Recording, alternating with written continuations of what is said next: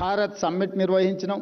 ఆ తర్వాత ప్రపంచ సుందరీమణుల పోటీలు కూడా హైదరాబాద్ నగరంలో నిర్వహించినాం. అప్పుడు కొంతమంది విమర్శించారు, వాళ్ళు పర్యటనకు వచ్చినప్పుడు కమాండ్ కంట్రోల్ రూమ్ కానీ, సెక్రటేరియట్ కానీ, ఇతర కట్టడాలన్నీ మేం కట్టినవే చూపించినావు కదా, నువ్వేం చేసినావు అని. పాపం వాళ్ళకి తెలియదు ఏంటంటే 109 దేశాల నుంచి ప్రపంచ సుందరీమణులు, ఆ దేశ ప్రతినిధులు వస్తే జయ జయ హే తెలంగాణ గీతాన్ని 109 దేశాల ప్రతినిధులను నేను పాడించగలిగిన, వాళ్ళకి ఆ భావనను నేను కల్పించగలిగిన, ఆ స్ఫూర్తిని నేను ఇవ్వగలిగిన, తెలంగాణ తల్లి అంటే ఇట్లుంటుందని ప్రతిరూపాన్ని ఇచ్చి 109 దేశాలకు సంబంధించిన ప్రతినిధులు ఆ తెలంగాణ తల్లి ముందు మొకరిల్లింపజేయగలిగిన 20 నెలల్లో అంటే ఇది నేను సాధించిన విజయం కాదా అని చెప్పి విమర్శకులను అడుగుతున్నాను.